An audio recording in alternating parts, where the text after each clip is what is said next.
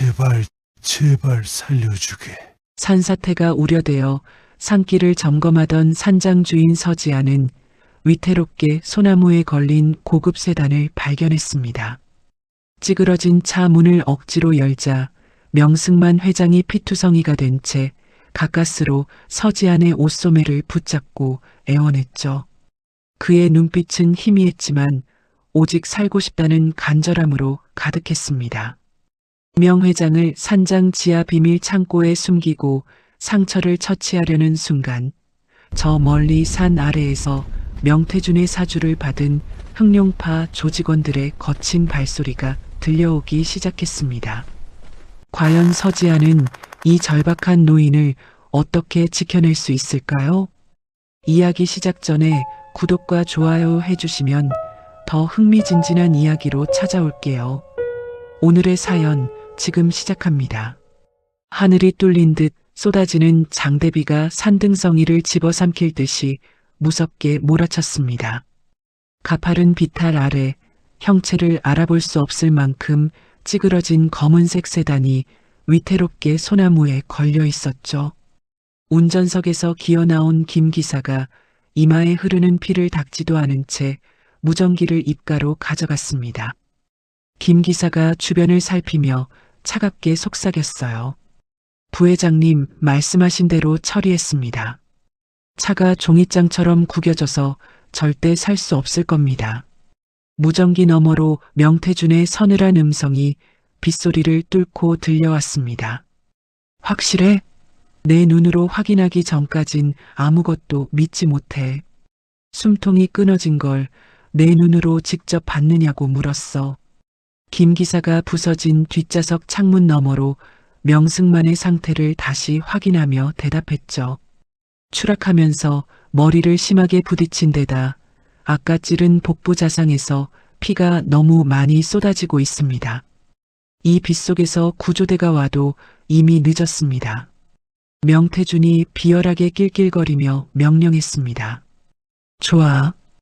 흙탕물에 흔적도 없이 묻히게 내버려두고 당장 철수해. 증거 하나라도 남기면 내 목숨도 보장 못한다. 김 기사가 무전기를 주머니에 쑤셔넣고는 짐승처럼 산길을 뛰어 올라가 자취를 감추었습니다.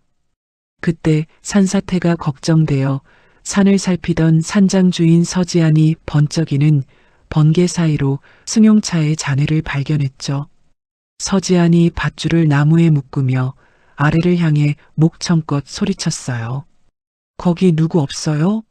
사람 살려요. 거기 누구 계십니까? 서지안이 미끄러운 흙탕물 범벅이 된 비탈을 구르듯 내려가 부서진 차 문을 힘껏 잡아당겼습니다. 뒷좌석에 고꾸라진 명승만이 희미하게 손가락을 까닥거리며 서지안의 옷소매를 붙잡았죠. 명승만이 꺽꺽거리는 목소리로 간신히 한마디를 뱉었습니다. 살려주게. 서지안이 명승만의 상체를 끌어당겨 등에 업으며 입술을 꽉 깨물었어요. 서지안이 빗물에 미끄러지는 발을 다잡으며 가파른 언덕을 기어오르기 시작했습니다. 할아버지, 정신 놓지 마세요. 저기 불빛 보이죠? 조금만 가면 제 산장이에요. 죽으면 억울하잖아요. 서지아는 터질 것 같은 심장을 부여잡고 명승만을 산장 지하 약초 저장고 평상 위에 눕혔습니다. 서지안이 명승만의 셔츠 단추를 뜯어내며 피가 나고 있는 상처 부위를 확인하고 경악했죠. 서지안이 구급함을 가져오며 다급하게 소리쳤어요. 세상에, 이건 사고가 아니야. 강호 아저씨가 가르쳐준 대로 살을 직접 꿰매는 수밖에 없어. 서지안이 독한 소독약을 상처에 쏟아붓자 명승만이 비명을 지르며 몸을 떨었습니다. 서지안이 수건으로 명승만의 입을 막으며 단호하게 말했죠. 지금 병원에 가면 할아버지는 죽어요. 제가 여기서 직접 꿰매야 합니다. 아파도 소리 내지 말고 참으세요. 서지안이 불에 달군 바늘에 굵은 실을 꿰어 명승만의 복부 살점을 파고들었습니다. 서지안이 식은 땀을 닦으며 피 묻은 손으로 한 땀 한 땀살을 여미고 붕대를 감았어요. 서지안이 명승만의 머리에 흐르는 피를 닦아주며 5년 전의 악몽 같은 순간을 떠올렸습니다. 5년 전 대기업 본사 재무팀장실의 문이 거칠게 열렸었죠. 최 상무가 서지안의 책상 위에 서류 뭉치를 내던지며 윽박질렀습니다. 서지안 팀장, 네가 빼돌린 이 비자금 장부 어떻게 설명할 거야? 당장 무릎 꿇고 빌어. 서지안이 서류를 훑어보고는 어처구니 없다는 표정으로 최 상무를 노려보며 말했죠. 상무님, 이 장부 상무님이 직접 관리하신 거잖아요. 왜 제가 하지도 않은 횡령을 뒤집어 써야 합니까? 최 상무가 서지안의 뺨을 세차게 내리치며 비열하게 웃었습니다. 이건 명태준 부회장님의 뜻이야. 네가 독박 쓰고 조용히 사라져줘야 우리 모두가 산다고. 최 상무가 서지안의 멱살을 틀어쥐고 벽으로 밀어붙이며 협박했죠. 억울해? 그럼 신고하던가. 그게 싫으면 입 닥치고 이 회사 떠서 죽은 듯이 살아. 서지안이 과거의 분노를 사기며 명승만의 차가운 손을 따뜻한 수건으로 닦아주었습니다. 서지안이 명승만의 귓가에 대고 낮고 강한 목소리로 중얼거렸어요. 걱정 마세요. 제가 꼭 살려드릴게요. 당신을 죽게 내버려 두지 않을 겁니다. 다음 날 아침 호화로운 명 회장의 저택 거실에서 명태준이 기자들 앞에 섰습니다. 명태준이 손수건으로 눈가를 찍어내며 슬픔에 잠긴 목소리로 발표했죠. 저희 삼촌인 명승만 회장님이 실종되셨습니다. 온 가족이 가슴이 찢어지는 고통 속에 수색 결과를 기다리고 있습니다. 명태준이 고개를 숙이자 뒤에 서 있던 비서진들이 일제히 안타까운 표정을 지었습니다.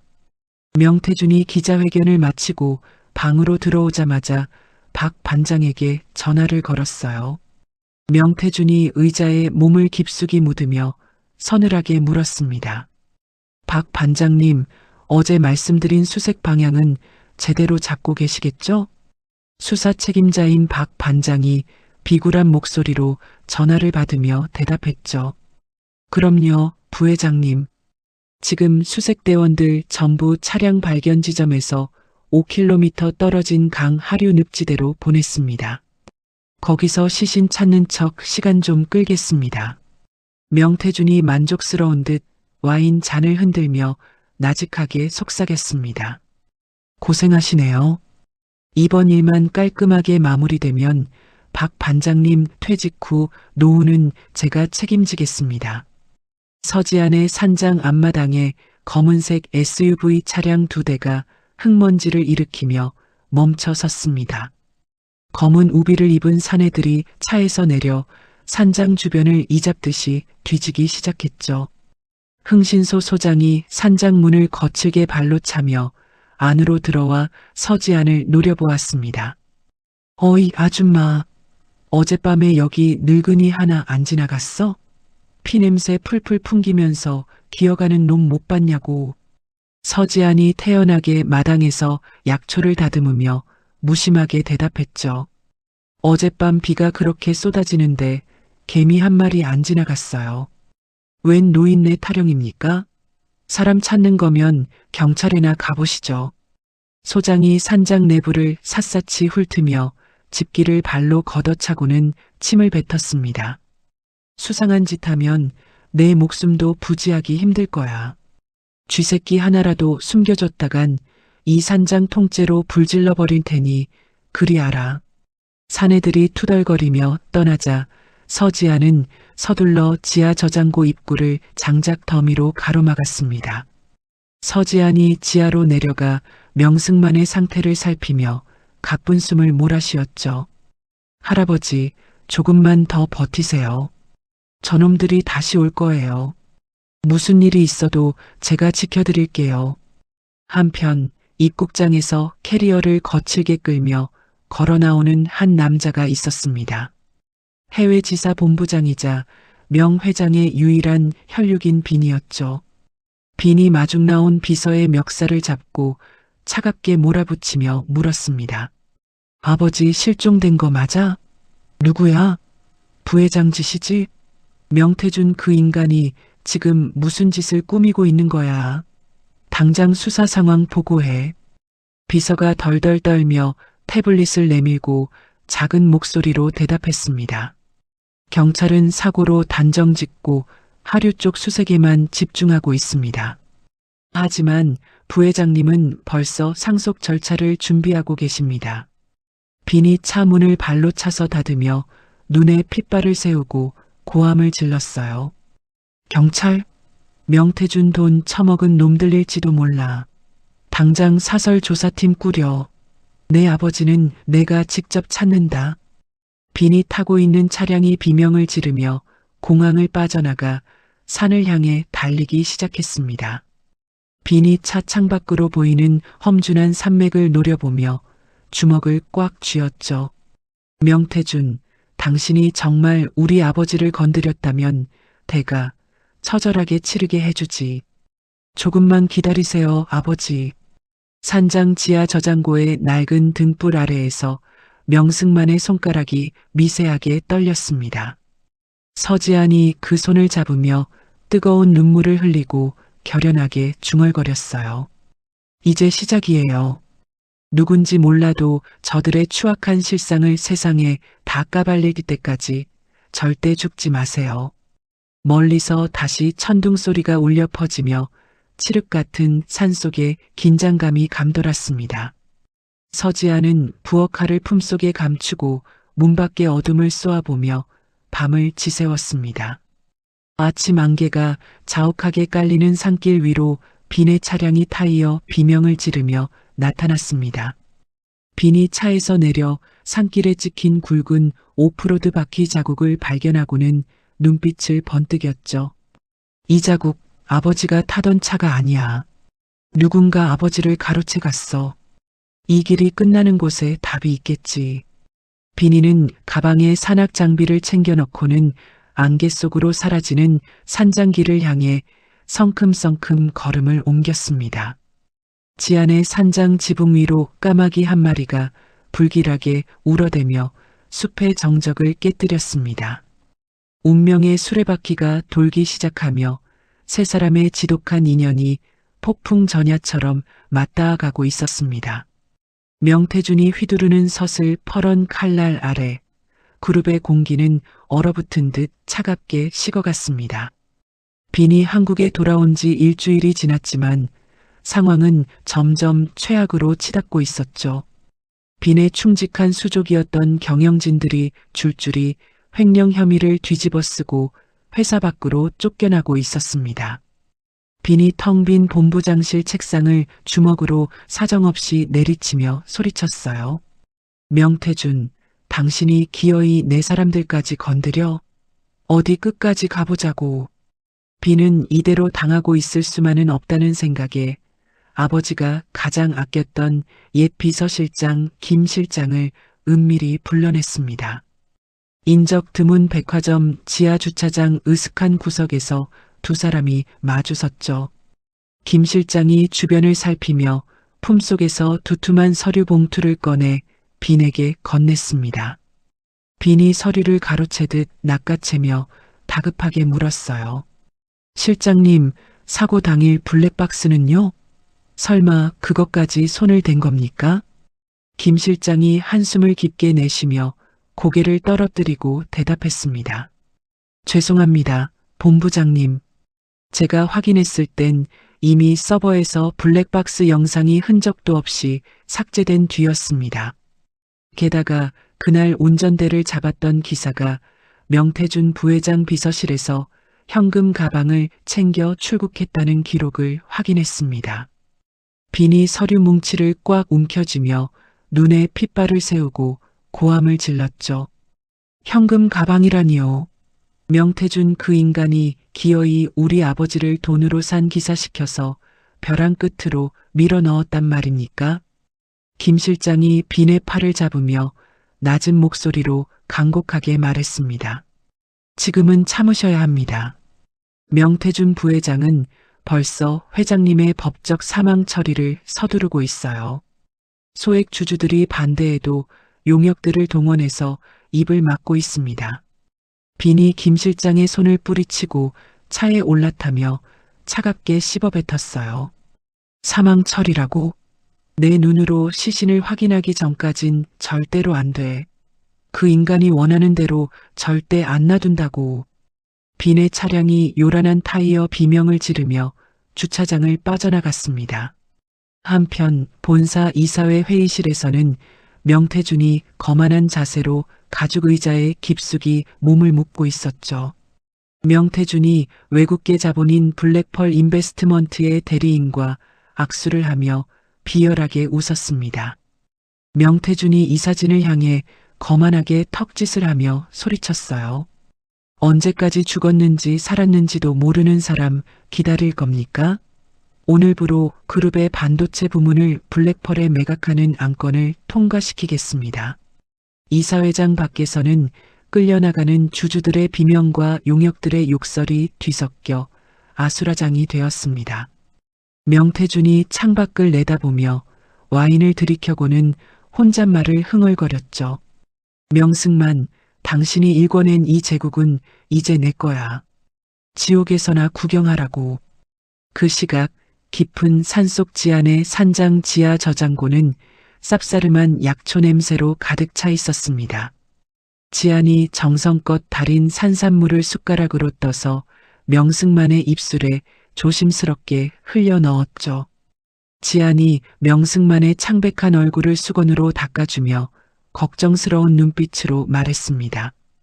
할아버지, 제 목소리 들리세요? 정신 좀 차려보세요.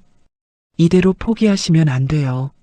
명승만의 눈꺼풀이 미세하게 떨리더니 마침내 흐릿하게 초점을 맞추며 눈을 떴습니다. 지안이 깜짝 놀라 명승만의 손을 꽉 잡으며 기쁨에 겨워 소리쳤어요. 할아버지, 정신이 드세요? 저 알아보시겠어요?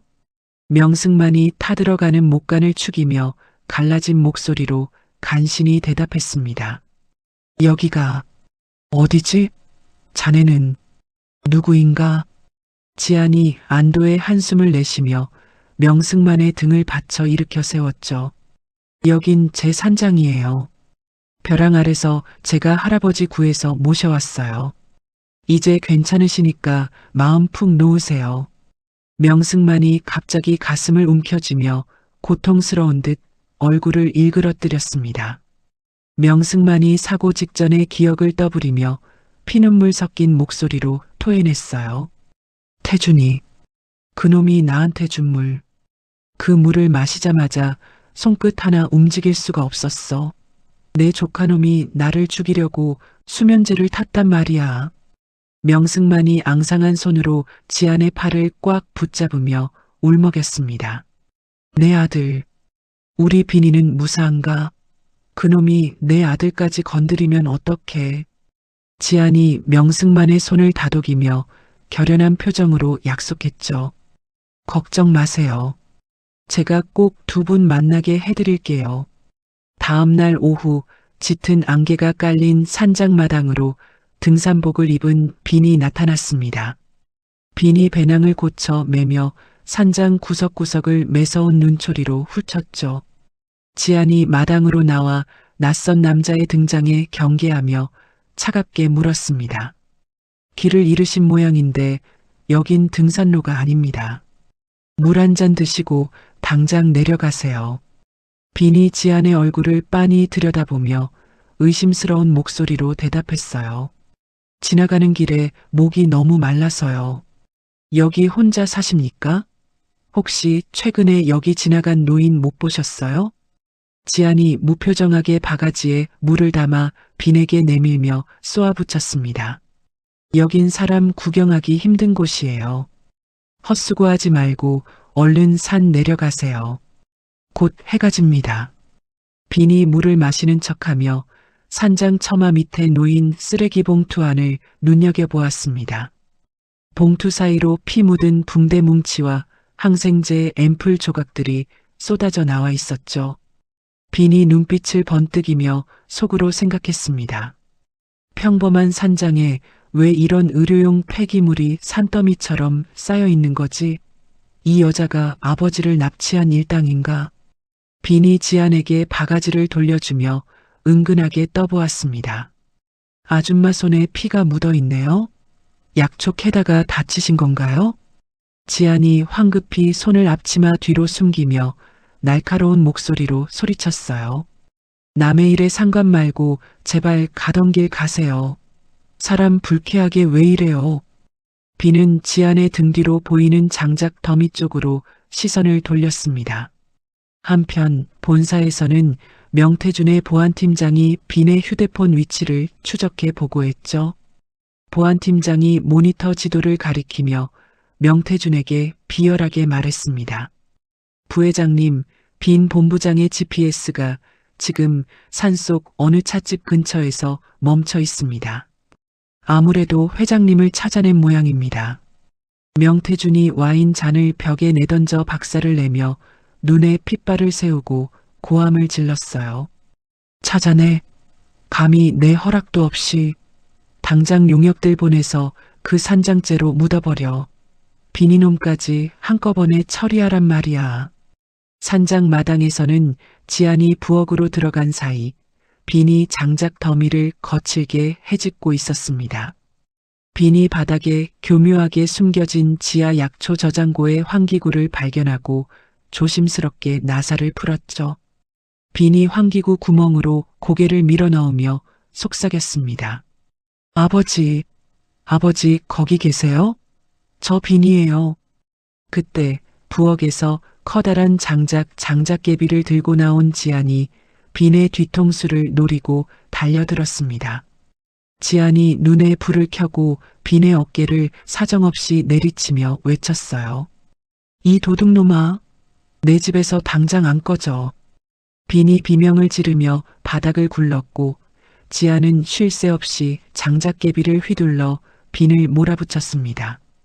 빈이 팔로 머리를 감싸며 악을 썼죠. 아줌마, 오해하지 마세요. 여기 내 아버지가 갇혀 있는 거 다 압니다. 당장 비키라고요. 지안이 더 크게 소리 지르며 빈의 다리를 걷어찼습니다. 누가 네 아버지야? 이 흥신소 깡패놈아. 누가 시켜서 왔지? 내가 너희들 손에 할아버지 절대로 못 넘겨. 지안과 빈은 서로를 죽일 듯 노려보며 마당 흙바닥 위에서 처절한 몸싸움을 벌이기 시작했습니다. 어둠이 내려앉기 시작한 산장은 두 사람의 거친 숨소리와 고함으로 가득 찼죠. 저 멀리 산 아래에서 명태준의 사주를 받은 검은 차량의 전조등 불빛이 뱀처럼 산을 타고 올라오고 있었습니다. 지안이 빈의 멱살을 틀어쥐고 벽으로 밀어붙이며 절규하듯 외쳤어요. 너희 같은 놈들한테는 죽어도 못 드려. 여기서 나랑 같이 죽어보자고. 빈 역시 지안의 팔목을 꽉 움켜쥐며 핏발선 눈으로 지안을 마주보았습니다. 두 사람의 엇갈린 분노와 오해가 폭발하는 순간 산장 전체에 불길한 폭풍 전야의 정적이 흘렀습니다. 지하 저장고 안에서 이 소리를 듣고 있던 명승만이 벽을 다급하게 두드리기 시작했죠. 지안과 빈은 동시에 벽 너머에서 들려오는 명승만의 거친 기침 소리에 동작을 멈추고 서로의 눈을 바라보았습니다. 운명의 시계가 이제 막 가장 위험한 순간을 향해 째깍거리며 달려가고 있었습니다. 지하 저장고 벽 너머에서 들려오는 명승만의 거친 기침 소리에 빈이 짐승 같은 소리를 지르며 장작 더미를 걷어냈습니다. 빈이 낡은 나무 문을 발로 사정없이 걷어차자 쾅 소리와 함께 문이 힘없이 뜯겨나갔죠. 먼지 구덩이 속에서 자리에 앉아 상체를 떨고 있는 명승만을 본 빈이 바닥에 무릎을 꿇으며 울부짖었습니다. 아버지, 정말 살아계셨던 거예요? 저는 그것도 모르고. 명승만이 떨리는 손을 뻗어 빈의 젖은 얼굴을 어루만지며 피 끓는 목소리로 대답했어요. 빈아, 내 아들 빈아. 네가 여기까지 어떻게 찾아왔느냐? 꿈은 아니겠지? 지안이 장작개비를 내려놓고 흐르는 눈물을 닦으며 두 사람 곁으로 다가갔습니다. 빈이 지안을 올려다보며 충혈된 눈으로 떨리는 목소리를 냈죠. 아줌마, 아니 아가씨. 우리 아버지를 살려준 게 정말 당신이었습니까? 제가 죽을 죄를 지었습니다. 지안이 명승만의 무릎 위에 담요를 덮어주며 단호한 어조로 말했습니다. 아니에요. 제가 당신 아버지인 줄도 모르고 제가 죄송해요. 명승만이 빈의 손을 꽉 잡으며 사고 당일의 추악한 진실을 토해냈습니다. 빈아, 명태준 그놈이 나한테 건넨 물에 수면제가 들어있었던 것 같다. 조카놈이 내 재산을 탐내서 삼촌 가슴에 대못을 박았단 말이다. 지안이 명승만의 말을 받으며 차가운 분노를 담아 덧붙였어요. 그 인간 악행은 이번이 처음이 아니에요. 5년 전 제가 회사에서 횡령 누명을 쓰고 쫓겨날 때 뒤에서 조종한 흑막도 바로 명태준 부회장이었습니다. 빈이 주먹을 꽉 쥐며 저장고 바닥을 내리치고 고함을 질렀습니다. 명태준, 당신이 기어이 우리 아버지뿐만 아니라 죄 없는 사람 인생까지 짓밟았단 말이지. 한편 화려한 조명 아래 본사 회장실에서는 명태준이 광기에 찬 모습으로 골프채를 휘두르고 있었죠. 명태준이 벽에 걸린 명승만의 대형 초상화를 골프채로 사정없이 내려치며 비열하게 웃었습니다. 명승만, 당신은 이제 죽은 사람이야. 이 자리는 처음부터 내 거였다고. 명태준이 산산조각난 초상화 파편을 구둣발로 짓밟으며 곁에 서 있던 최상무를 향해 쏘아붙였어요. 최상무, 빈 이놈이 그 산장에 있다는 게 확실해? 당장 용역들 풀어서 쥐새끼들 한 마리도 못 나오게 다 쓸어버려. 최상무가 고개를 조아리며 비굴한 목소리로 대답했습니다. 부회장님, 이미 전문 해결사들 수십 명을 출발시켰습니다. 오늘 밤 그 산장은 흔적도 없이 사라질 겁니다. 명태준이 술병을 통째로 들이켜며 창밖을 향해 소름 끼치는 명령을 내렸죠. 증거 하나 남기지 마. 늙은이고 젊은이고 싹 다 묻어버리란 말이야. 다시 거세진 빗줄기가 산장의 지붕을 뚫을 듯이 때리던 그 시각이었습니다. 빈이 창밖을 살피다 다급하게 휴대전화를 꺼냈지만 신호는 이미 끊긴 뒤였죠. 빈이 액정을 거칠게 두드리며 지안을 향해 다급하게 소리쳤어요. 통신이 안 잡혀요. 명태준 이 인간이 주변 중계기를 박살낸 게 분명합니다. 지안이 창틀에 몸바짝 붙여 밖을 내다보며 이를 악물었습니다. 길도 다 끊어놨을 거예요. 저 멀리 차 전조등 불빛 보여요? 놈들이 오고 있어요. 검은 우비를 입은 사내들이 굴착기까지 동원해 산장으로 오는 유일한 도로를 파헤치며 올라왔습니다. 사내들이 산장 마당으로 들이닥쳐 유리창을 쇠파이프로 박살내며 난입했죠.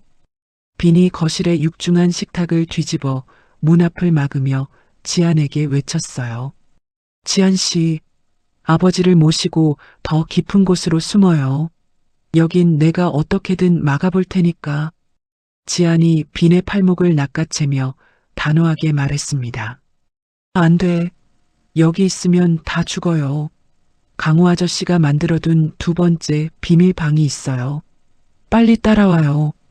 지안이 산장 구석의 배전반을 열어 메인 차단기를 내리자 건물이 순식간에 암흑으로 변했죠. 어둠 속에서 용역들의 거친 욕설과 무언가 부서지는 소리가 산장을 가득 채웠습니다. 지안은 빈과 함께 명승만을 부축해서 벽장 뒤에 숨겨진 육중한 철문 안으로 들어갔어요. 두 번째 지하 비밀방은 성인 3명이 겨우 숨을 쉴 정도로 비좁고 서늘했습니다. 머리 위 거실 바닥을 짓밟는 용역들의 군합발 소리에 지안이 몸을 덜덜 떨며 입술을 깨물었죠. 빈이 어둠 속에서 지안을 자신의 넓은 품으로 강하게 끌어당겨 감싸 안았습니다. 빈이 지안의 귀에 입술을 바짝 대고 아주 낮은 목소리로 속삭였어요. 무서워하지 마세요. 제가 지켜줄게요. 숨소리도 내지 말고 가만히 있어요. 지안은 빈의 가슴에서 들려오는 빠르고 강한 심장 소리를 느끼며 떨리는 숨을 몰아쉬었습니다. 두 사람의 거리가 닿을 듯 가까워지자 비좁은 공간 안에 묘한 긴장감과 열기가 감돌았죠. 그때 비밀방 천장의 환풍구를 통해 거실에 있던 용역 대장의 전화 목소리가 선명하게 들려왔습니다. 용역 대장이 명태준과 통화하며 거친 목소리로 보고했죠. 부회장님, 쥐새끼들이 어디로 숨었는지 보이지 않습니다. 네. 블랙펄 투자 자금 세탁은 바하마 쪽으로 이미 끝났다고요? 지안이 블랙펄이라는 단어를 듣는 순간 눈을 부릅뜨며 빈의 손바닥을 꽉 쥐었습니다. 용역 대장이 계속해서 명태준의 지시를 받으며 낄낄거렸어요. 알겠습니다. 스위스 비밀 계좌로 돈 들어오는 대로 이 산장 통째로 불태우고 철수하겠습니다. 지안이 빈의 손바닥에 떨리는 손가락으로 블랙펄이라는 단어를 정성스레 적었죠. 지안이 빈을 올려다보며 소리 없는 입모양으로 간절하게 말했습니다. 내가 5년 동안 찾던 그 이름이에요. 저놈들이 제 입으로 증거를 뱉고 있어요. 빈이 지안의 손을 더 꽉 마주 잡으며 결연한 눈빛으로 고개를 끄덕였습니다. 명태준이 자신의 승리를 확신하며 내뱉은 그 한마디가 오히려 자신의 목을 죄는 밧줄이 될 줄은 꿈에도 몰랐겠죠. 어둠 속에서 지안과 빈은 서로의 온기를 나누며 복수의 칼날을 더 날카롭게 갈았습니다. 용역들이 산장을 난장판으로 만들며 서성이는 소리가 들릴 때마다 세 사람의 숨소리는 더 잦아들었죠. 가장 깊은 절망의 순간 지안은 명태준을 나락으로 떨어뜨릴 가장 치명적인 불씨를 손에 쥐었습니다. 비밀방의 차가운 공기 속에서도 두 사람의 연대감은 그 어느 때보다 뜨겁게 타오르고 있었습니다. 산 위를 덮은 검은 먹구름 사이로 번개가 내리치며 산장의 참혹한 모습을 순간순간 비추었죠.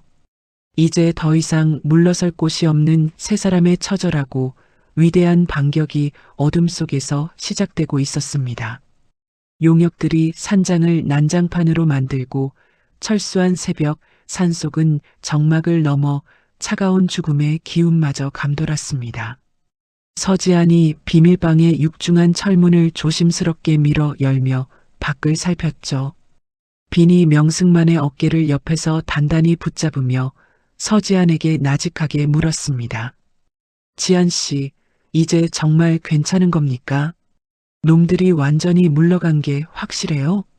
서지안이 거실 바닥에 흩어진 깨진 유리 조각을 밟으며 고개를 끄덕였어요. 폭우 소리에 섞여서 차 소리가 멀어지는 걸 확인했어요. 하지만 여긴 이제 안전하지 않아요. 놈들이 곧 다시 들이닥칠 거예요. 명승만이 쉰 목소리로 빈의 손등을 짚으며 걱정스러운 표정을 지었습니다. 빈아, 나 때문에 너희들까지 위험에 빠지는구나. 이 노인네가 죽어야 끝날 일인데 미안하다.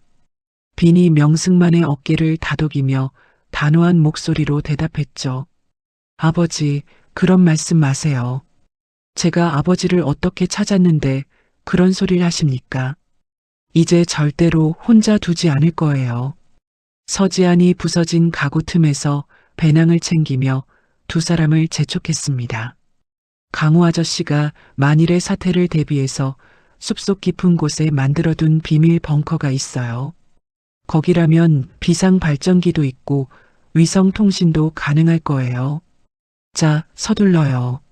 세 사람은 쏟아지는 빗줄기를 뚫고 험준한 산길을 헤치며 강호의 비밀 벙커로 향했습니다.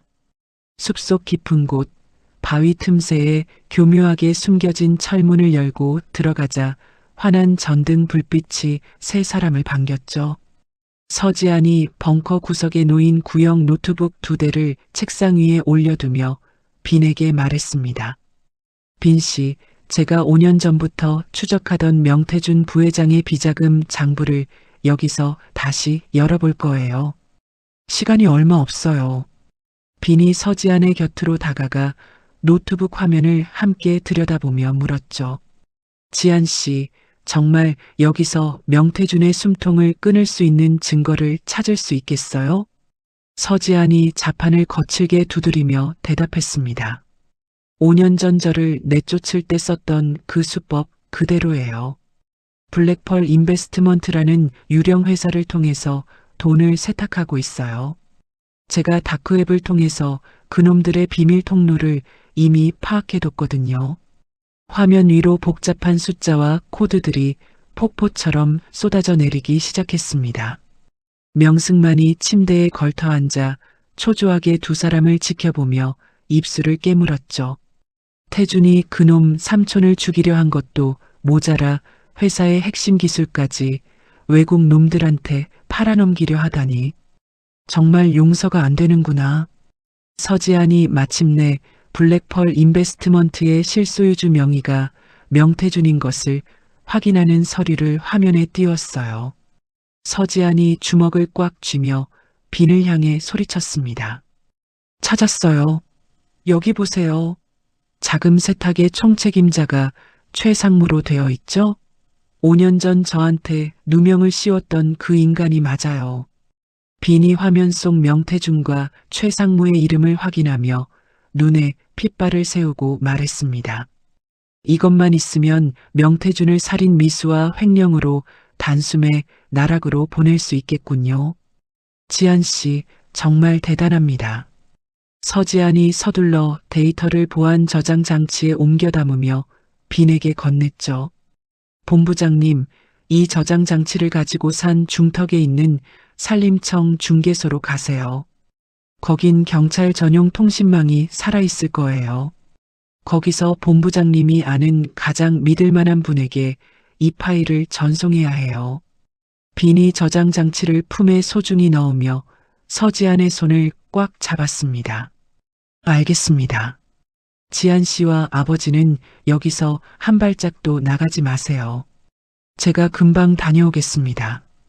빈이 벙커 문을 열고 빗속으로 사라지자 서지안은 다시 노트북 앞에 앉아 남은 흔적을 지우기 시작했죠.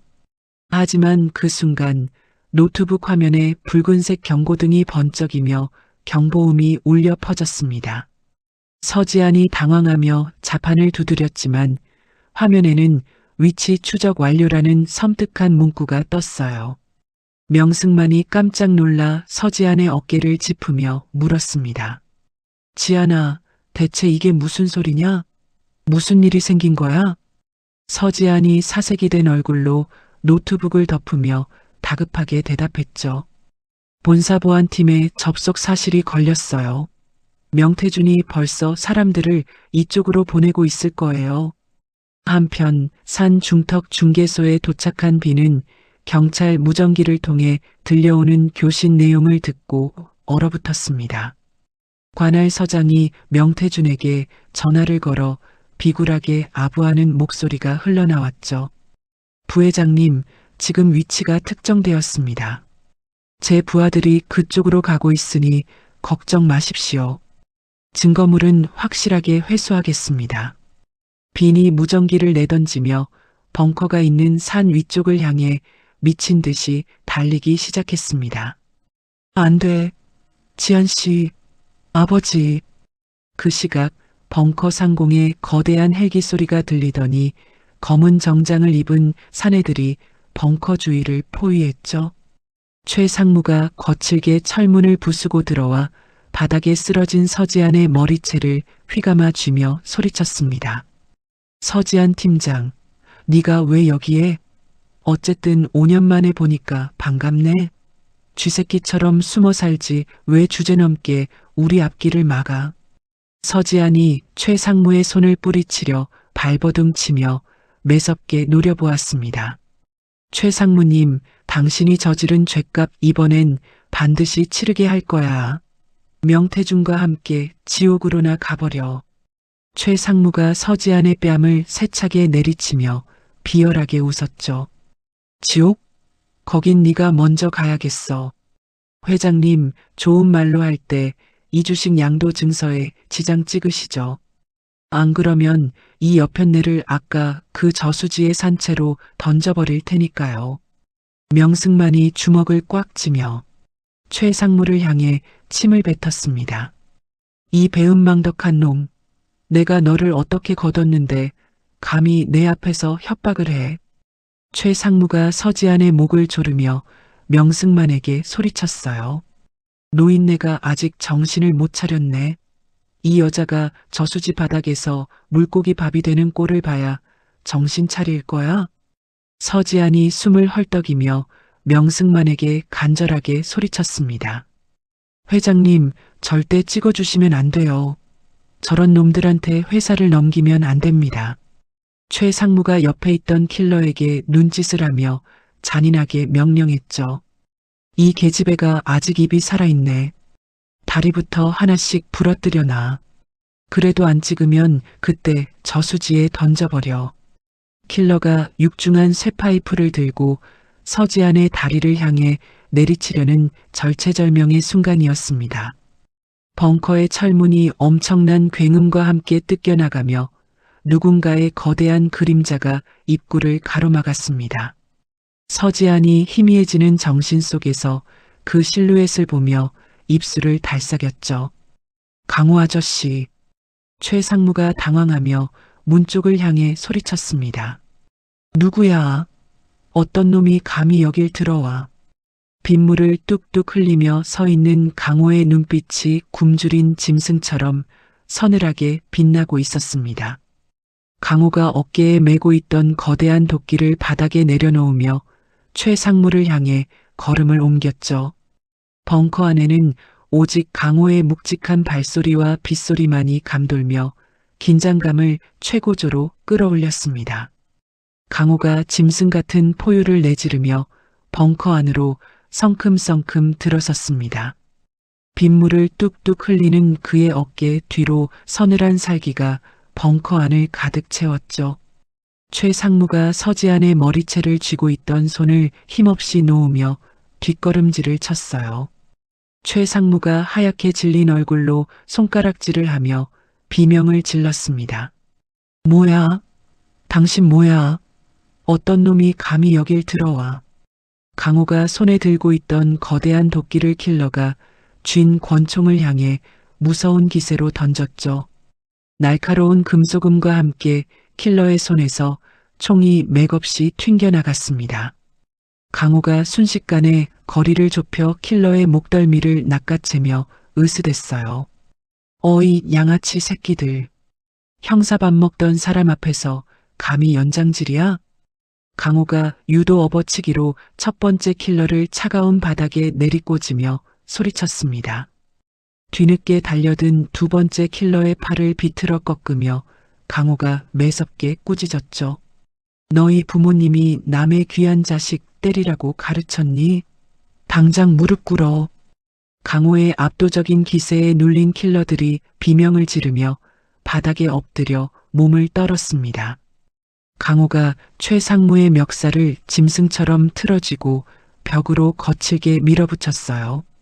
최상무 오랜만이다. 5년 전에도 명태준 밑에서 꼴이나 흔들더니 여전하네. 최상무가 숨을 헐떡이며 강호의 팔을 떼어내려 발버둥을 쳤습니다. 이거나, 당신 미쳤어? 내가 누군지 알고 이러는 거야. 강호가 최상무의 얼굴을 벽에 강하게 짓누르며 나직하게 경고했죠. 네가 누구긴 누구야. 오늘부로 인생 종칠 범죄자 새끼지. 입 닥치고 가만히 있어. 서지안이 떨리는 몸을 일으켜 세우며 강호를 바라보고 눈물을 흘렸습니다. 서지안이 찢어진 입술을 닦으며 떨리는 목소리로 말했어요. 강호 아저씨, 정말 제 시간에 와주셨네요. 고맙습니다. 강호가 서지안을 향해 힐끗 고개를 돌려 안심시키듯 미소를 지었죠. 지안아, 오라비가 늦어서 미안하다. 이 벌레들은 내가 다 치울 테니까 걱정 마. 그때 거친 숨을 몰아쉬며 빈이 벙커 안으로 미친 듯이 뛰어들어왔습니다.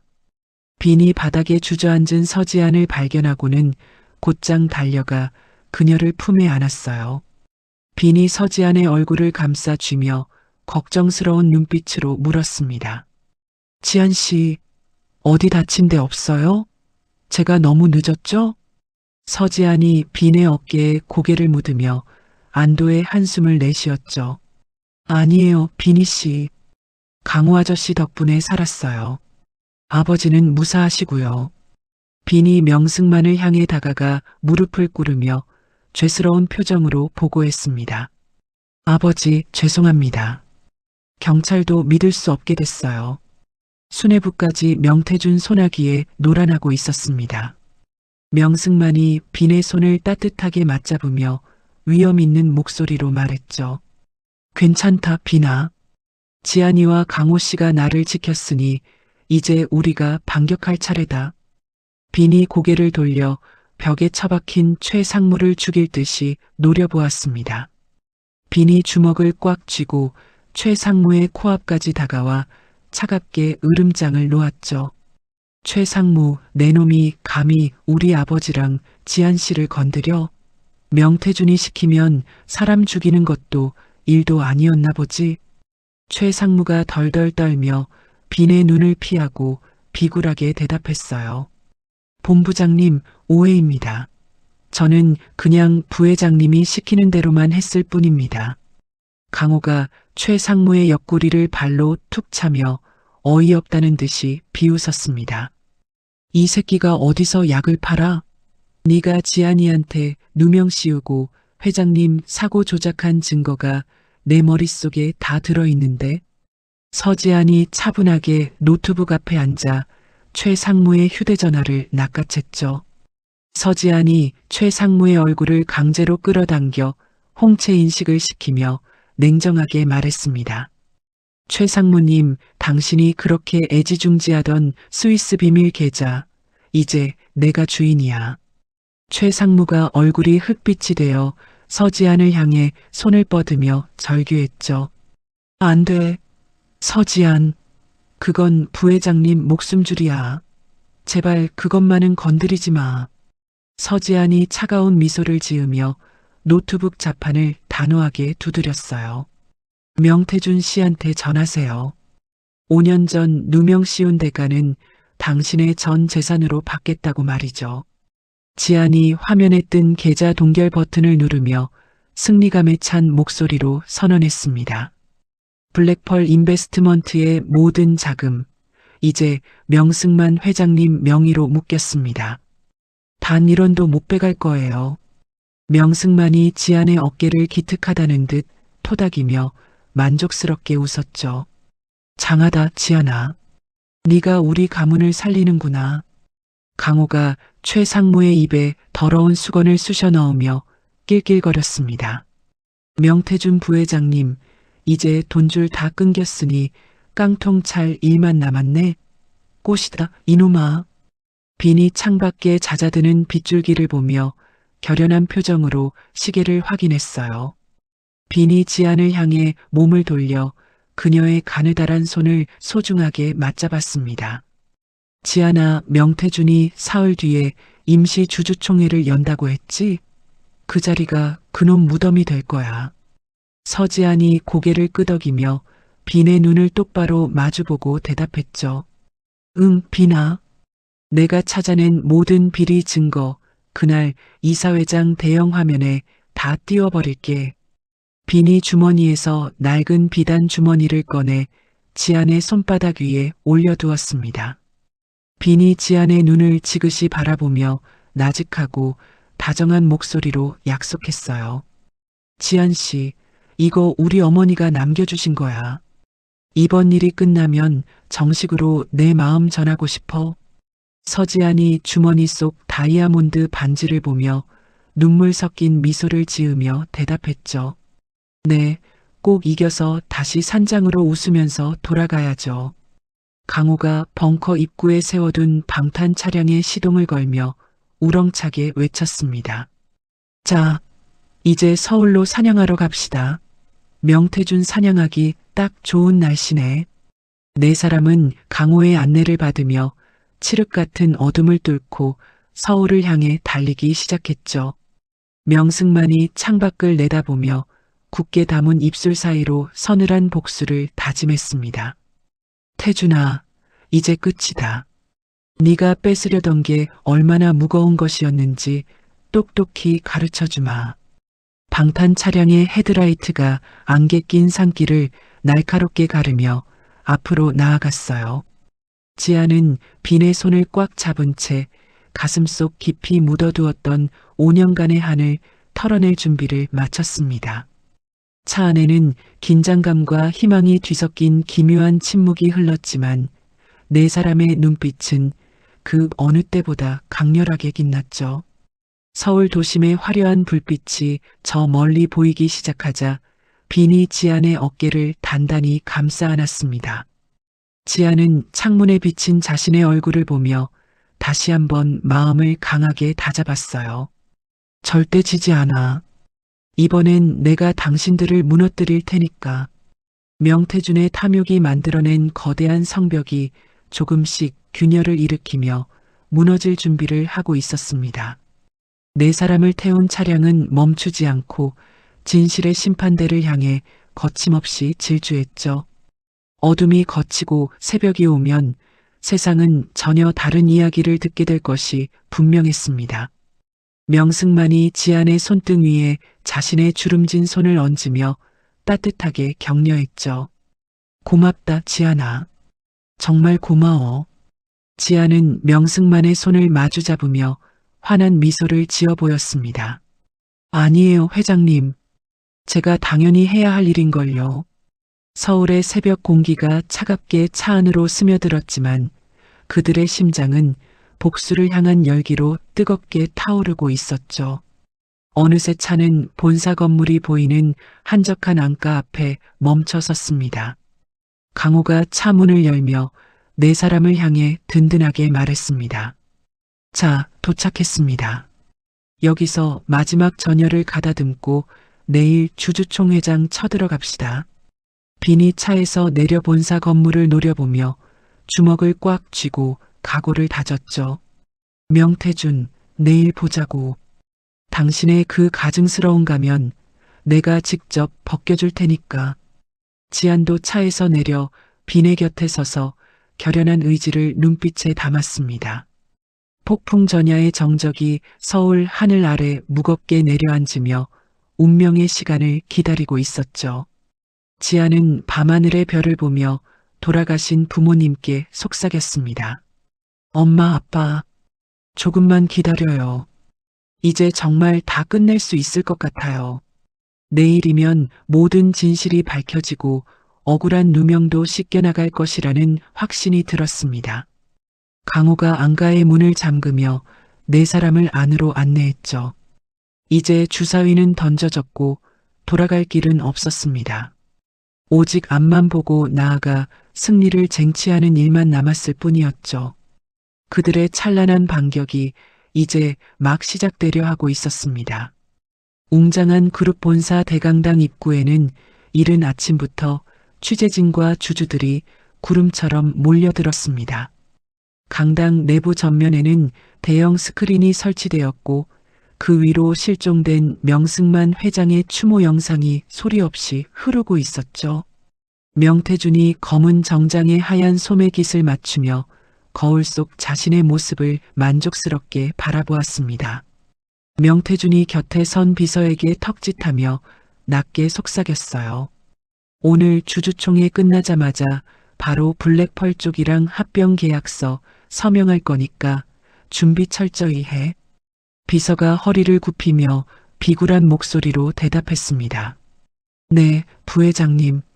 모든 이사님께 미리 손을 써두었으니 만장일치로 통과될 겁니다. 명태준이 대강당 단상으로 걸어나가 마이크 앞에 서자 순식간에 장내가 적막에 휩싸였죠. 명태준이 손수건으로 눈가를 찍어내며 비통한 표정으로 입을 열었습니다. 존경하는 주주 여러분, 우리 그룹의 기둥이었던 제 삼촌 명승만 회장님이 돌아가셨습니다. 강당 여기저기서 안타까운 탄식과 웅성거림이 터져나왔어요. 명태준이 고개를 숙여 가짜 눈물을 훔치며 떨리는 목소리로 연설을 이어갔습니다. 삼촌의 빈자리가 너무나 크지만 저 명태준이 회사를 지키기 위해 이 한 몸 바치겠습니다. 명태준이 단상 옆에 놓인 합병 계약서를 집어들며 이사진을 향해 말했죠. 그룹의 미래를 위해 블랙펄 인베스트먼트와의 합병안을 지금 이 자리에서 확정 짓겠습니다.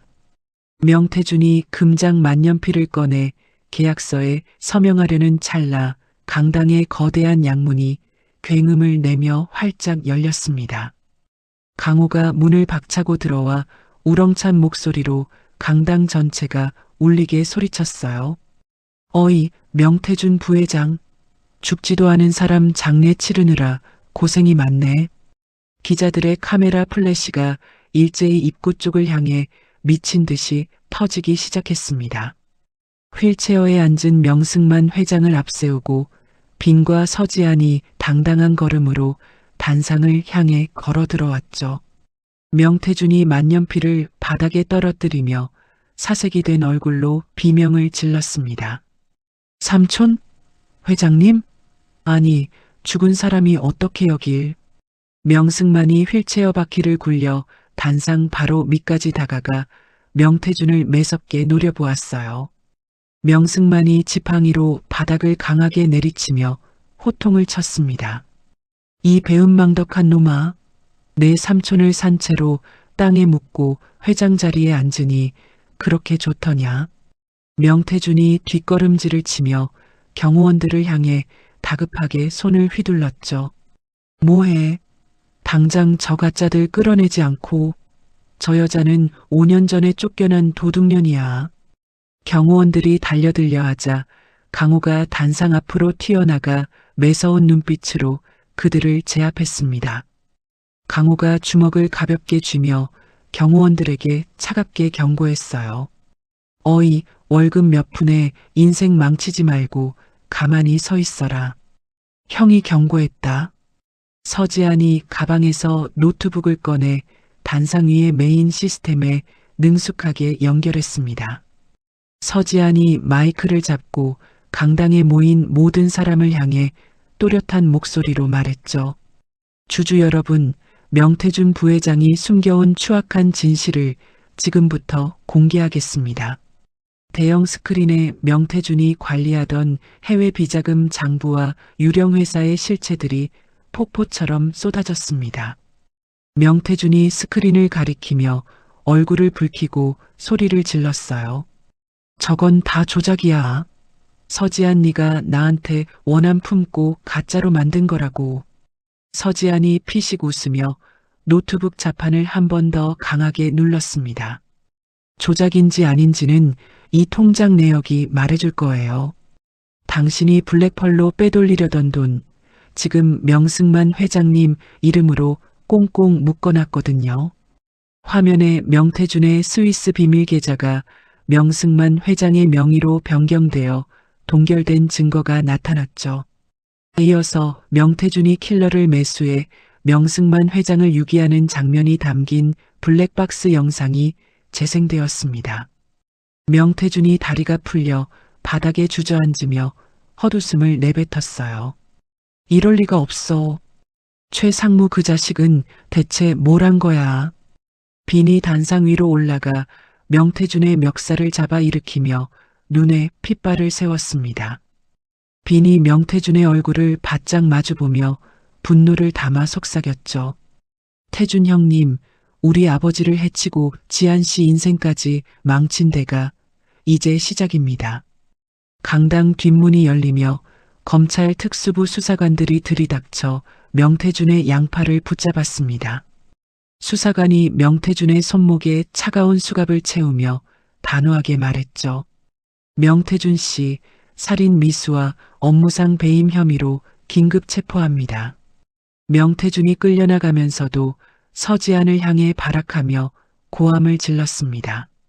서지안, 내가 너 가만 안 둬.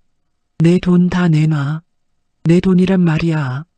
명승만이 휠체어에서 천천히 일어나 빈과 서지안의 손을 하나씩 맞잡았습니다. 명승만이 마이크를 잡고 감격에 젖은 목소리로 주주들을 향해 선언했어요. 여러분, 여기 있는 서지안 씨가 아니었다면 저는 이 자리에 없었을 겁니다.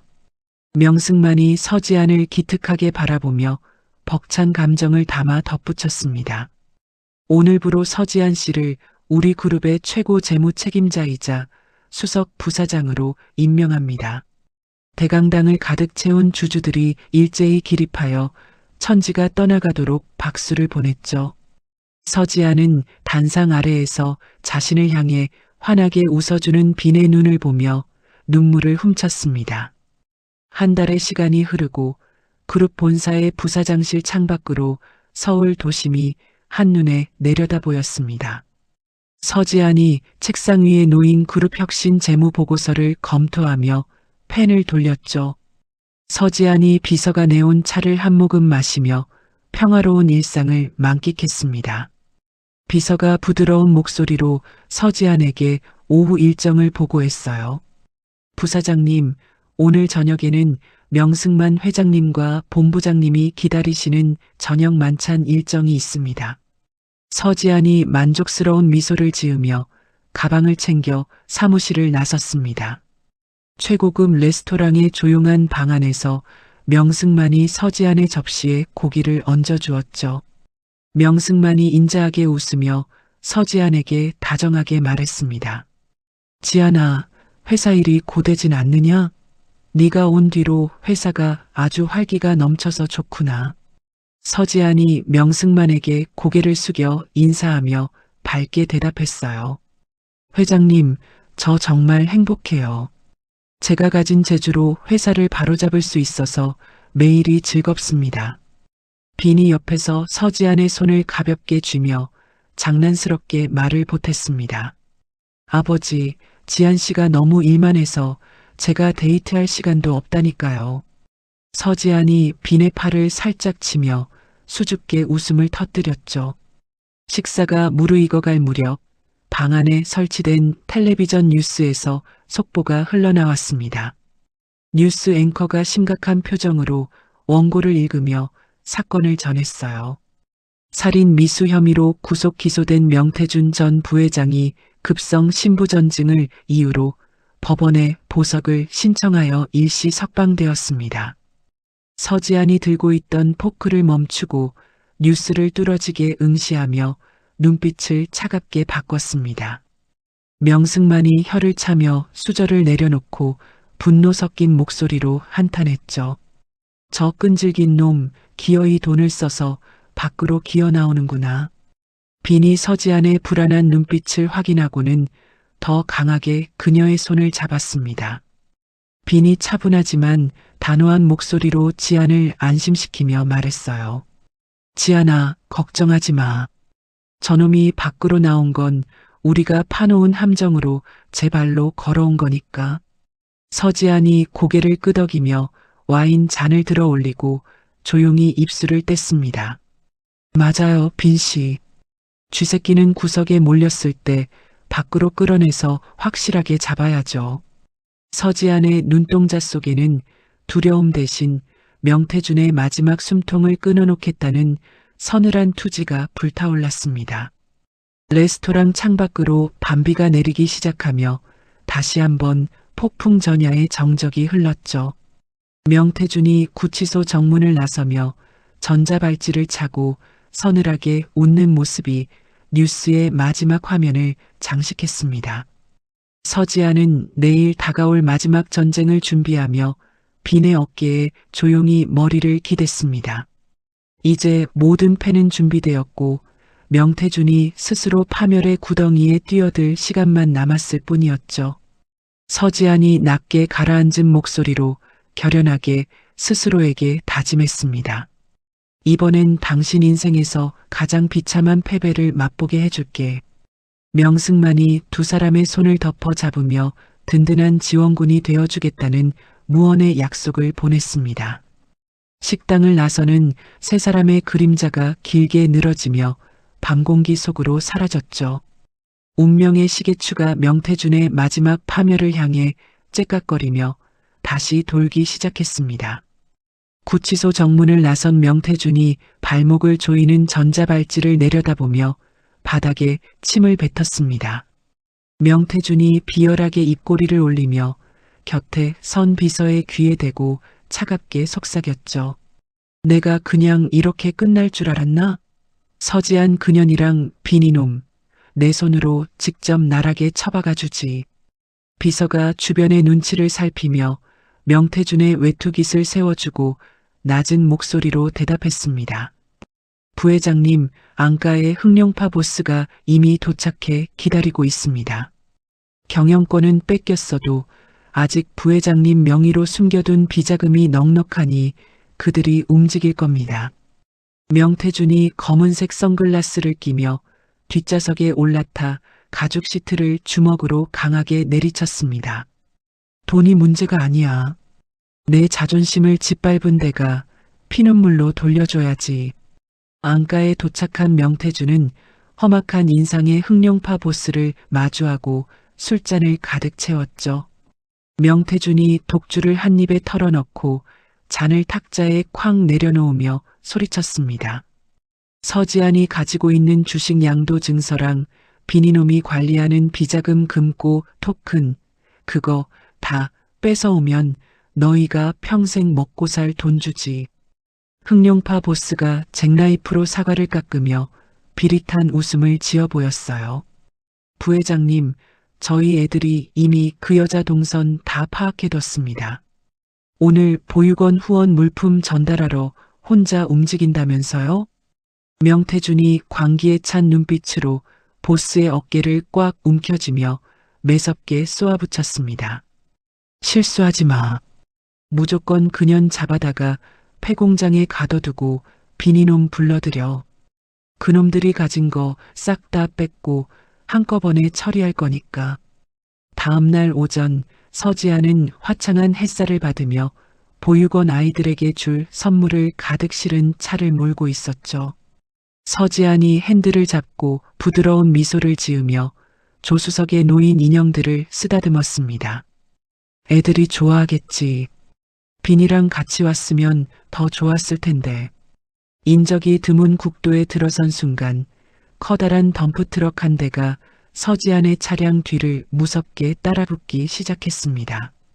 트럭이 서지안의 차량 앞을 가로막으며 급정거를 유도했고 서지안은 비명을 지르며 브레이크를 밟았죠. 아! 검은 복면을 쓴 사내들이 차에서 내려 당황한 서지안을 강제로 끌어내 승합차에 실어 사라졌습니다. 정신을 차린 서지안은 외곽의 낡은 폐공장 한가운데 녹슨 철제 의자에 거칠게 포박되어 있었죠. 서지안이 고통스러운 듯 미간을 찌푸리며 고개를 들자 눈앞에 명태준이 비열하게 웃으며 서 있었습니다. 명태준이 서지안의 턱을 잡아들어 올리며 소리쳤어요. 서지안 부사장님, 세상이 다 내 것 같았지? 근데 어쩌나 내 인생은 여기서 끝날 텐데. 서지안이 입술을 깨물며 명태준을 매섭게 노려보았습니다. 명태준, 전자발찌 차고도 이런 짓을 벌이다니. 당신 정말 구제불능이구나. 명태준이 서지안의 뺨을 가볍게 툭툭 치며 주머니에서 서류 뭉치를 꺼내 들었죠. 닥쳐. 이 서류에 지장 찍고 비니놈한테 연락해서 금고 토큰 가져오라고 해. 안 그러면 네가 공들인 보육원 재단을 공중분해시키고 방화범 누명까지 씌워버릴 테니까. 명태준이 태블릿 화면을 켜서 서지안의 눈앞에 들이밀며 소리쳤습니다. 여기 봐. 내 애들이 이미 보육원 주변에 가솔린을 뿌리고 대기 중이야. 네가 도장 안 찍으면 그 아이들의 보금자리는 잿더미가 되는 거라고. 서지안이 화면 속 보육원의 풍경을 보고 경악하며 몸을 떨었죠. 서지안이 눈물을 흘리며 명태준을 향해 처절하게 소리 질렀습니다. 어떻게 그런 짓까지 하려는 거야? 당신이 그러고도 사람이야. 당장 그만둬. 명태준이 서지안의 얼굴에 조롱 섞인 웃음을 뱉으며 휴대전화를 귀에 갖다 대주었죠. 떠들 시간 없어. 당장 비니한테 전화해서 내가 시키는 대로 말해. 1분이라도 늦으면 불꽃놀이는 시작된다. 서지안이 떨리는 목소리로 전화를 받은 빈을 향해 울먹이며 말했습니다. 빈아, 나야. 나 지금 명태준한테 잡혀 있어. 미안해, 나 때문에. 이 사람이 시키는 대로 해줘, 제발. 명태준이 전화를 가로채 빈의 귓가에 대고 서늘하게 명령했죠. 빈아, 들었지? 1시간 준다. 그룹 주식 양도 서류랑 마스터 보안 토큰 들고 혼자 이 폐공장으로 와. 경찰에 신고하면 내 여자는 물론이고 그 보유권까지 싹 다 날려버릴 줄 알아. 명태준이 전화를 끊고 서지안을 비웃으며 의자에 걸터 앉았습니다. 5년 전에 너를 확실히 처리했어야 했는데 내 실수가 컸어. 하지만 오늘은 그런 일 없을 거야. 서지안이 고개를 숙이고 흐느끼는 척하며 정장 소매 속에 숨겨진 작은 마이크에 대고 속삭였죠. 서지안이 아주 낮은 목소리로 강호와 경찰청 특수본을 향해 현재 상황을 의조렸습니다. 명태준은 재단 방화를 담보로 협박 중입니다. 현재 위치 서부 외곽 폐공장, 조직원 다수 확인되었습니다. 1시간이 흐르고 폐공장의 육중한 철문이 끼익 소리를 내며 열렸어요. 빈이 검은색 서류 가방을 손에 꽉 쥔 채 어둠을 뚫고 걸어 들어왔습니다. 빈이 포박된 서지안의 모습을 보고 눈에 핏발을 세우며 명태준을 노려보았죠. 명태준, 지안 씨 당장 풀어줘. 당신이 원하는 거 여기 다 가져왔으니까. 명태준이 자리에서 일어나 비열하게 웃으며 빈을 향해 손을 뻗었습니다. 오, 역시 우리 본부장님은 여자를 위해서라면 물불 안 가리는구먼. 그래, 가방부터 이리 내놔. 빈이 가방을 바닥으로 툭 던지며 서지안에게 다가가려 했으나 조직원들이 앞을 가로막았죠. 명태준이 가방을 집어들고 서둘러 잠금 장치를 해제하며 흥분한 목소리로 말했습니다. 이제 이 그룹은 다시 내 거야. 이 토큰 하나면 세상이 다시 내 손바닥 아니라고.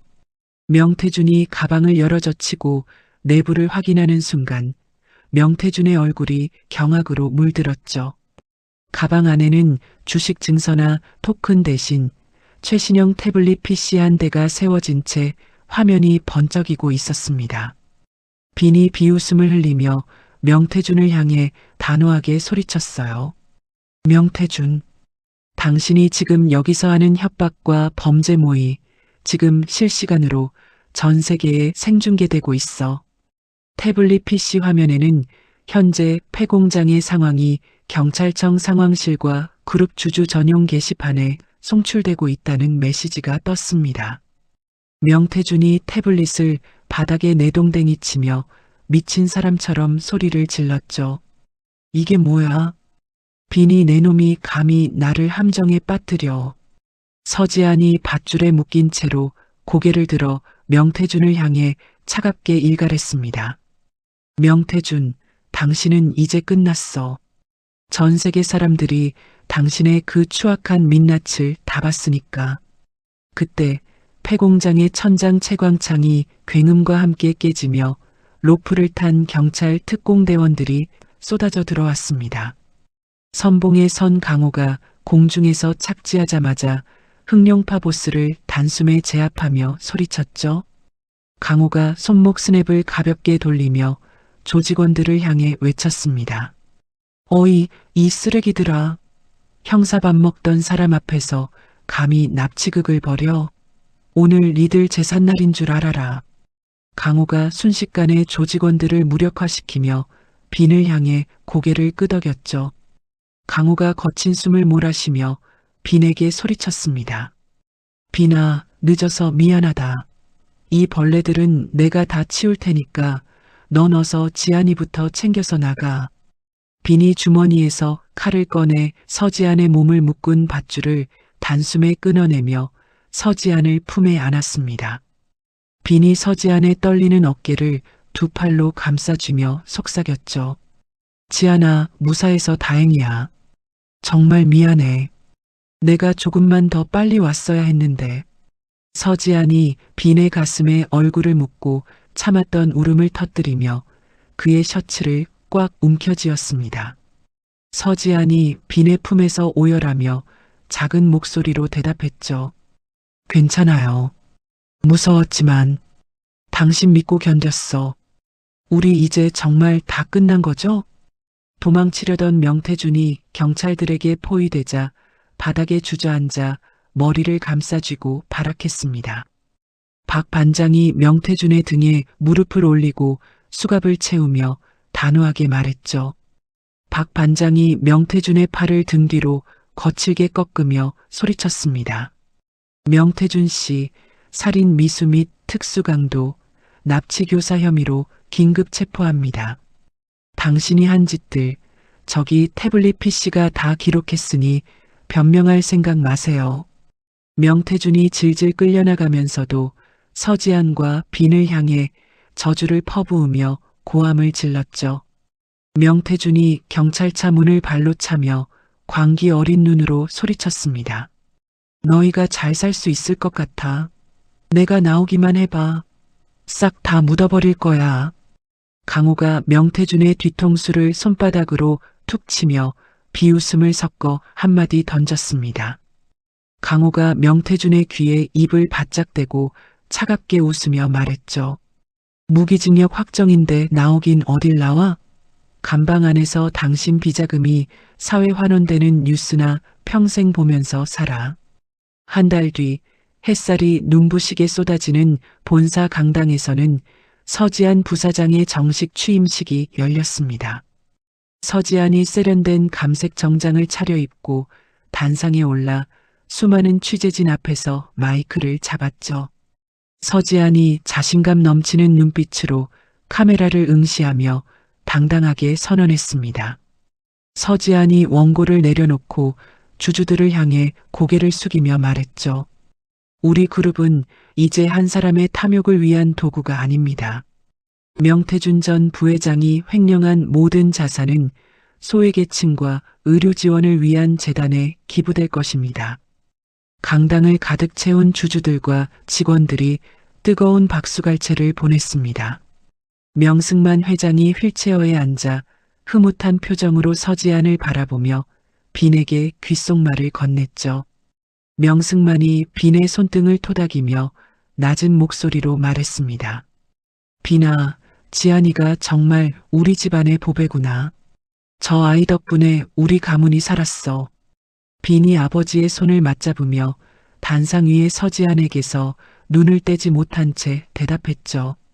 빈이 입가에 부드러운 미소를 띄우며 아버지에게 말했습니다. 맞아요, 아버지. 지안이는 제 목숨보다 소중한 사람입니다. 이제 제가 평생 지켜줄 거예요. 취임식이 끝난 후 서지안과 빈은 처음 만났던 산속 깊은 곳으로 향했습니다. 낡았던 산장은 어느새 아름답고 현대적인 힐링 연수원으로 탈바꿈하여 사람들을 맞이하고 있었죠. 강호가 입구에서 작업복을 입고 정원수를 다듬다가 두 사람을 발견하고 손을 흔들었습니다. 강호가 전정가위를 허리춤에 꽂으며 두 사람을 향해 외쳤죠. 어이, 부사장님, 그리고 본부장님, 여기까지 웬일입니까? 공기 좋고 경치 끝내주죠? 서지안이 강호에게 다가가 환하게 웃으며 그의 어깨를 가볍게 쳤습니다. 서지안이 강호의 작업복에 묻은 먼지를 털어내며 즐겁게 말했죠. 아저씨, 이제 보안회사 대표님인데 직접 나무까지 다듬으시는 거예요? 정말 못 말리시네요. 강호가 넉살 좋게 웃으며 갓 베어낸 나무 향기를 맡고 대답했습니다. 강호가 밀짚 모자를 고쳤으며 너스레를 떨고 말했죠. 내 적성은 여기라니까요. 자, 두 사람 데이트 방해 안 할 테니까 저기 전망 좋은 데 가서 얘기나 나누세요. 빈이 서지안의 손을 잡고 산등성이가 한눈에 내려다 보이는 정원 벤치로 이끌었습니다. 빈이 서지안의 앞에 멈춰서서 정장 주머니에서 작고 영롱한 상자를 꺼냈죠. 빈이 한쪽 무릎을 꿇고 서지안의 가느다란 손을 소중히 맞잡으며 고백했습니다. 빈이 서지안의 눈을 지그시 바라보며 다정한 목소리로 말했죠. 지안아, 5년 전의 아픔부터 최근의 공포까지 내가 다 씻어줄게. 나랑 결혼해 줄래? 서지안이 눈시울을 붉히며 빈이 끼워주는 다이아몬드 반지를 내려다보았습니다. 서지안이 빈을 일으켜 세워 그의 목을 껴안으며 벅찬 감정으로 대답했죠. 서지안이 빈의 가슴에 고개를 묻고 떨리는 목소리로 속삭였습니다. 응, 빈아. 당신이랑 함께라면 어떤 시련이 와도 두렵지 않아. 우리 정말 행복하게 살자. 두 사람이 노을 지는 산자락을 배경으로 입술을 맞추며 영원한 사랑을 약속했죠. 서지안의 누명이 벗겨지고 명태준이 법의 심판을 받으며 이야기는 마침표를 찍었습니다. 가장 깊은 어둠 속에서 피어난 그들의 사랑은 이제 그 무엇보다 찬란하게 빛나고 있었죠. 서지안은 이제 더 이상 도망치는 자가 아닌 세상을 밝히는 리더로 우뚝 섰습니다. 빈의 사랑과 서지안의 지혜가 만나 그룹의 미래는 그 어느 때보다 활기차게 열렸죠. 강호가 멀리서 그들을 보며 시원한 물 한 사발을 들이켜고는 크게 웃었습니다. 강호가 빈 사발을 내려놓으며 흐뭇한 표정으로 혼잣말을 했죠. 그래, 이게 진짜 사람 사는 맛이지. 나쁜 놈들은 죗값 받고 착한 사람들은 복 받는 거. 서지안과 빈의 웃음소리가 산바람을 타고 숲속 깊은 곳까지 평화롭게 퍼져나갔습니다. 길었던 폭풍우가 지나가고 두 사람의 앞날에는 오직 따사로운 햇살만이 가득했습니다. 서지안이 빈의 어깨에 기대어 저 멀리 보이는 도시의 불빛을 보며 미소 지었죠. 서지안이 빈의 허리를 더 세게 감싸 안으며 나른한 목소리로 말했습니다. 고마워, 빈아. 내 인생 최고의 행운은 당신을 만난 거야. 빈이 서지안의 이마에 입을 맞추며 그녀를 더 포근하게 감싸 안았죠. 서지안과 빈의 위대한 반격과 찬란한 제2의 인생이 이제 막 시작되고 있었습니다. 폭우가 쏟아지던 칠흑 같은 밤, 벼랑 끝에 내몰렸던 명회장을 구한 건 지안의 따뜻한 손길과 꺾이지 않는 용기였습니다. 억울한 누명을 쓰고 5년을 숨어 지내야 했던 지안에게 그날의 사고는 위기가 아닌 자신의 삶을 되찾을 마지막 기회였던 셈이죠. 우리 인생에도 때로는 감당하기 힘든 폭풍우가 찾아오곤 합니다. 하지만 지안과 빈이 서로를 믿고 끝내 찬란한 아침을 맞이했듯 여러분의 삶에도 시련을 이겨낼 귀한 인연과 따스한 햇살이 반드시 찾아올 것이라 믿습니다. 정의는 결국 승리하고 진실한 마음은 결코 배신하지 않는다는 오늘의 이야기가 여러분께 작지만 단단한 위로가 되었기를 바랍니다. 이야기를 끝까지 들어주셔서 감사합니다. 누군가의 이야기 속에서 당신의 마음이 쉬어갈 수 있길 바랍니다. 구독과 좋아요로 이 따뜻한 여정을 찬란 사연과 함께 해주세요. 다음 이야기에서 또 만나요.